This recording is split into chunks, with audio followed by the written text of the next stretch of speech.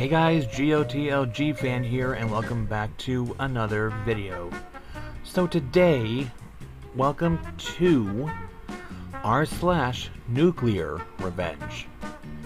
Now, I read a couple of r/Pro Revenge stories a while back, but this is more, NuclearRevenge is more, how should I say it? Intense and Pro Revenge. And the first story I have today is steal my meds, enjoy the divorce, jail, joblessness, and sleeping in your car. That sounds like a really intriguing story. 16 years ago, I made a friend one day on the bus. Up until about a year ago, I considered this guy a member of my family. Let's call this guy Joel. So I keep a crystal bowl on the mantle above my fireplace, full of my medical marijuana. I started noticing that after poker night, my bowl seemed a lot emptier than it should. So I set up a camera to see which one of my guests was helping themselves when my back was turned. Next poker night, once everyone is gone, I pull up the video. There Joel was, plain as day, stuffing like $60 worth of my medication into his pocket. I sent him the video and told him that he had to return my medication or pay for it. And I told him that if he chose to do neither, he would no longer consider me a friend. He denied it. Even when the video staring him right in the face, he said he hadn't taken anything. He even had the nerve to act offended by the fact that I accused him. So I decided to ruin his life. Over the years, he had told me a lot of things he didn't want his wife to know. Affairs, shady shit he didn't want he did with their joint funds, drug issues, terrible things he said about her mother, and her sister. I went back through all of our messages and took screenshots of everything secret he had ever told me. There were over 70 pics. I sent her the screenshots. Here are some examples of the kind of stuff I was in the screenshots. He admitted to cheating on her with 8 different women over the course of our friendship, taking money they were saving for a car and using it to buy drugs, specifically Xanax and Perks. The fact that he was continuing to do drugs after he promised her he was going to be clean and he was clean and sober. Damn, I am having trouble reading this. Some of the things he said about her and her family. She's a vile, disgusting woman, and the reason they never do the naughties is that he can't stand the smell in between her Oh, ew. He also said he was pretty sure she was molesting her niece. What the fuck? He said that all of her friends only pretend to like her so they can buy oxys off of her. Also, I'm editing this. I just remembered that he said he wanted to get one of his side chicks pregnant because he'd always resented his wife for being infertile. Her sister is an insane harpy. Her sister abuses her kids. This is not true. He said it. Her sister is faking her autoimmune disease for attention. Her mom is a fat, lazy cow who doesn't actually need to be in a wheelchair. She just likes not having to stand up to bathe herself. So, she's malingering. There are more things, but that's what came to mind without me having to dig through the screenshots I sent. She filed for divorce. I reported him to the police for drugs he had in his house. While he was doing his 8 months in jail for doing the pot that he stole from me, his boss filled his position that he lost, and now he's lost his job. And his now ex-wife won't let him in her house. He now lives in a car and showers at truck stops. I found out about the aftermath in parts. Some of it came from his ex-wife. She told me about the divorce, kicking him out, and getting him arrested. Some come from a guy Joel and I used to both be friends with, who worked at the place Joel used to work. He told me about the job loss, car living, and the truck stop thing. I'm still on good terms with his ex-wife. I even sent her some enchiladas the other day for Cinco de Mayo. I also sent the video to all of our mutual friends, so he lost 90% of his social circle. I cut the other 10% out of my own life. Since they want to associate them with known thieves. Birds of a feather. I mean, wow. That is one of the most crazy stories that I've read on this subreddit. Even though this is the first time I'm actually viewing the subreddit in general. Okay, second story. My super entitled mother tried controlling me. I get revenge for years of her bad behavior.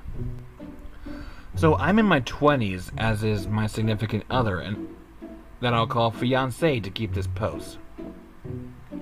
Keep in mind that I'm heavily disabled, mentally and physically, both important for later, due to certain reasons caused by my biological parents.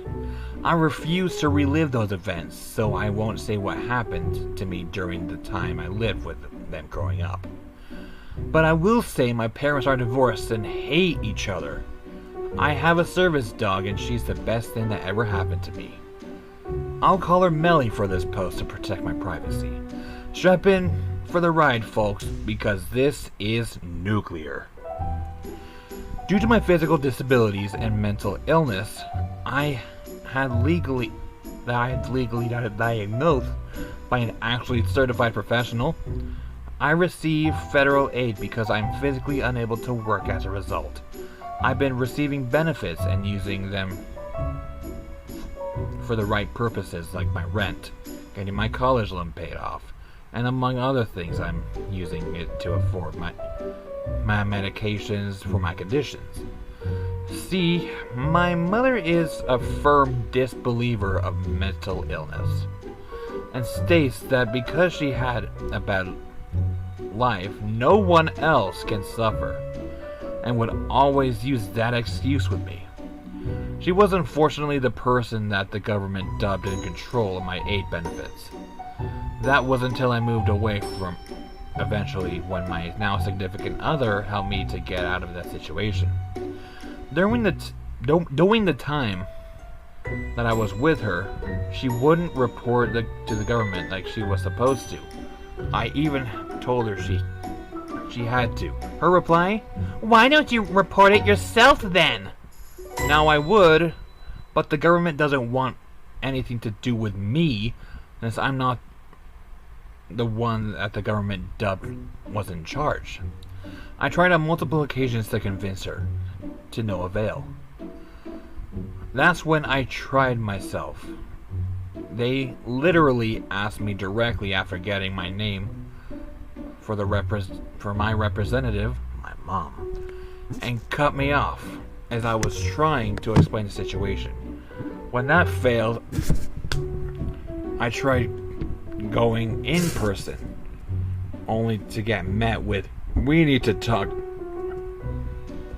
to your representative or they will have to be present for you to speak to us." This is because of my mental illnesses made me physically incapable of distinguishing reality from the psychosis episodes I randomly get. Shout out to my fiance for literally always being my anchor, and Melly too. So I could understand from their point of view. That did still kind of sting though. Imagine being told that because you have a mental illness, you're unable to be functioning enough adult to speak to someone. I got penalized for lying to the government as a result of her stupid choice. See, the years that I lived with my mom, I wasn't told how much aid and benefits I was getting. I knew it was more than she told me, since her and her boyfriend both seem to get expensive payments, that I can't have access to the money. But it has to be used for me, not her. The only other option I had, other than magically getting better, was to get kicked out of the house and end up homeless without my benefits. I needed to treat my conditions, though. My mother and her boyfriend would also hurt me a lot, steal my meds, etc. My fiance learned the truth because I had to call up one day with him while I was cooking, and he witnessed my mom coming in and placing my hand inside a burning hot pan and screaming about getting more money that I don't deserve. It took everything in him not to lose it at her when he saw this. He began to monitor everything because I would just be on Discord or Skype call with him during these times, so we would start gathering evidence by me leaving my phone on record I'm having trouble reading the same time as the call whenever I saw her enter the room, the same room as me. Cue the nuclear revenge. One of the ways my mother tried to tie me to her was she would get me in debt with anyone and everyone she could, such as doctor appointments, college, etc. By stealing the cash that I had hidden away from her to pay for those things, she was clearly also using my benefits for herself, which is against the law since it was meant for me. So my fiance, being the amazing man he is,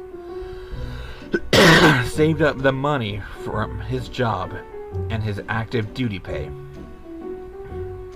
He got me out of debt while keeping our evidence complied and ready. The day freedom came, I snapped because she tried getting rid of Melly. After about 2 years of saving and biting the bullet, my fiance paid off my biggest debt so I was able to have enough room to be able to move out.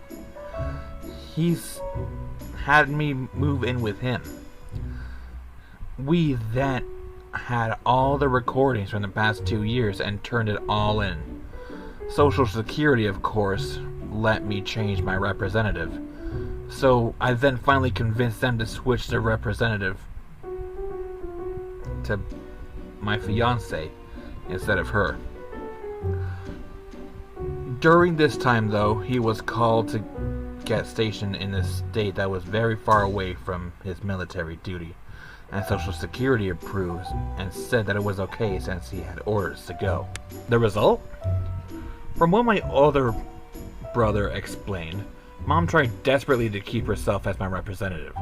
She lost the money she was using for all her fancy things as well as her house. Yes, you heard that right. She used my benefit to pay for the house without telling me. She was found guilty of federal fraud and falsifying federal documents, among other things. I don't know how long she got. I didn't bother asking because I completely cut her out of my life. No, my brother and I are happily sibling-friendly terms and we talk a lot. My condition has improved since I was able to start treatment without having someone to get in my way. My fiance is amazing and acts like a caretaker for me. When I left my mom, I didn't tell her I was leaving either, or else she would have done literally anything, including murder, to get me to stay. Wow. Oh my God, that was a hell of a story.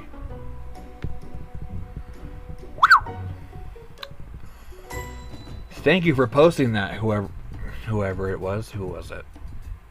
Lyra Drago, to the user Lyra Drago. Thank you for posting that. That was one of the most intense stories I've ever read, besides the first one, but the second one was more intense than the first. So guys, that is about it for this video. If you enjoyed it, click or tap that like button, and subscribe for more, and follow me on my Instagram and Twitter.